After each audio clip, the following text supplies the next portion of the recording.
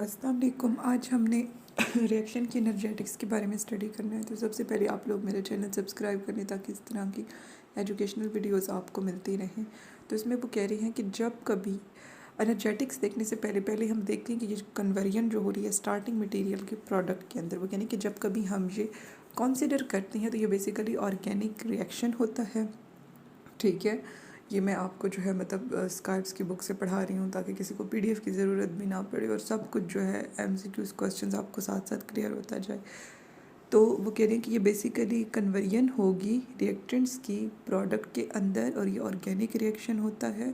फिर वो कह रही हैं कि एक चीज़ जिसका आपको पता होना चाहिए वो ये है कि कितना ज़्यादा ये प्रोडक्ट की तरफ जाती है। ठीक है, सिस्टम हमेशा अपनी सबसे ज़्यादा स्टेबल स्टेट की तरफ जाएगा। तो फिर जो सबसे ज़्यादा स्टेबल प्रोडक्ट होंगी, ठीक है, जिनकी स्टेबिलिटी का चांस ज़्यादा दिखाई दे रहा होगा, उसके अंदर वो रिएक्टेंट जो है जाएगा। फिर इसके अंदर हम इक्विलिब्रियम की कंडीशन भी देखेंगे। जिस तरफ जितनी स्टेबिलिटी होगी उस प्रोडक्ट के बनने का चांस ज़्यादा होगा। नेक्स्ट वो कह रही हैं कि जो सिंपल एनर्जी चेंज है वो होता है जब कभी यानी कि स्टार्टिंग मटेरियल प्रोडक्ट में जाएगा। तो ये तो बचपन से आप पढ़ते आ रही हैं कि सिंपल एनर्जी चेंज आएगा और इसे आप हीट ऑफ रिएक्शन सिंपली कहते हो। यानी कि एंडोथर्मिक एक्सोथर्मिक रिएक्शन, अब हीट एनर्जी अब्जॉर्ब हो रही है, रिलीज़ हो रही है, लेकिन ये बहुत छोटे लेवल की बातें हैं, ये एडिक्वेट काफ़ी नहीं है। ठीक है, तो ये एडिक्वेट मैयर नहीं है डिफरेंस के लिए, डिफरेंस करने के लिए स्टेबिलिटी में उनका। बाजू का दो कह रही हैं कि ये जो डेल्टा एच होता है यानी कि ये जो हीट एनर्जी होती है और जो इक्विलिब्रियम कांस्टेंट होता है, उनका आपस में कोई इक्विलिब्रियम कांस्टेंट हमें बताएगा कि कितनी ज़्यादा प्रोडक्ट जो है बनी है। तो वो यही कह रहे हैं कि ये एडिक्वेट नहीं है, खाली हीट ऑफ रिएक्शन बता देना, क्योंकि बाजू का इक्विलिब्रियम का और हीट ऑफ रिएक्शन का दूर दूर तक कोई लेना देना नहीं होता और बहुत ज़्यादा एक्सोथर्मिक, बहुत ज़्यादा हीट रिलीज़ करने वाले रिएक्शन है। इक्विलिब्रियम कांस्टेंट उनका छोटा सा यानी कि बहुत कम प्रोडक्ट बन रही है और कुछ यानी कि हाईली एंडोथर्मिक रिएक्शन है। ठीक है, और उनका जो इक्विलिब्रियम कांस्टेंट है वो बहुत बड़ा है यानी कि प्रोडक्ट जो है उसके अंदर बन रही है। ठीक है, और हीट एनर्जी अब्जॉर्ब हो रही है। ठीक है, तो यही लिखा हुआ है कि some reactions with large equilibrium constant are known that are actually endothermic, यानी कि जो इंथाल्पी होती है जो उनके प्रोडक्ट की वो ज़्यादा होती है उनके स्टार्टिंग मटेरियल से। इंथाल्पी बेसिकली जो है सम होता है उस सिस्टम के अंदर जो एनर्जी और जो वो वर्क डन करता है, प्रेशर लगेगा, वॉल्यूम चेंज आएगा, ये जो वर्क डन होगा। उसकी डेप्थ में अभी ना जाए, सिंपली ये रखेंगे कुछ का इक्विलिब्रियम कांस्टेंट बढ़ा तो एंडोथर्मिक हीट अब्जॉर्बिंग थे। फिर वो कह रहे हैं कि ये जो एनर्जी चेंजेस या इंथाल्पी वगैरह, इसके अलावा जो चीज़ मैटर करती है वो स्टेबिलिटी होती है। ठीक है, केमिकल स्पीशी की रिलेटिव स्टेबिलिटी यानी कि एक दूसरे के मुकाबले में जो उनकी स्टेबिलिटी होती है, दैट दिस।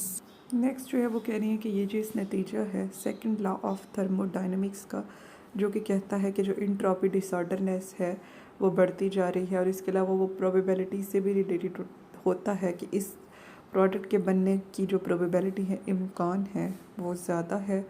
और नेक्स्ट वो कह रहे हैं कि इसे इंट्रॉपी से जो है बयान किया जाता है और वो कह रहे हैं कि स्टेबल कंडीशंस हासिल करते करते स्टेबल जो सिस्टम होता है वो मिनिमम एनर्जी की तरफ जाता है, यानी कि यहाँ पे इंथाल्पी कहेंगे, इस एनर्जी को इंथाल्पी का नाम देंगे, और मैक्सिमम इंट्रॉपी यानी कि उसमें बहुत ज़्यादा डिसऑर्डरनेस आ जाएगी और वो लोअर एनर्जी की तरफ जाएगा।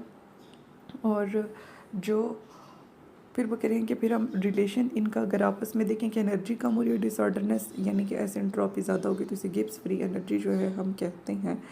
टी जो है यहाँ पर एब्सोल्यूट टेम्परेचर है, तो वो कह रहे हैं कि ख़ास टेम्परेचर पे जो चेंज आ रहा है, यानी कि जो ओवरऑल अब इस सारे का क्या है कि कोई सिस्टम था उसमें रिएक्टेंट प्रोडक्ट में बदल रही हैं। तो वो कह रहे हैं कि ओवरऑल एक्सो एंडो बताना लाजमी नहीं है। बाज़ात ऐसा होता है कि बड़े कम इक्विलिब्रियम कांस्टेंट थोड़ी सी प्रोडक्ट बन रही हैं और हीट रिलीजिंग रिएक्शन है, और बाज़ात जो है एंडोथर्मिक रिएक्शन बड़े बड़े इक्विलिब्रियम कांस्टेंट है और वो हीट अब्जॉर्बिंग रिएक्शन है।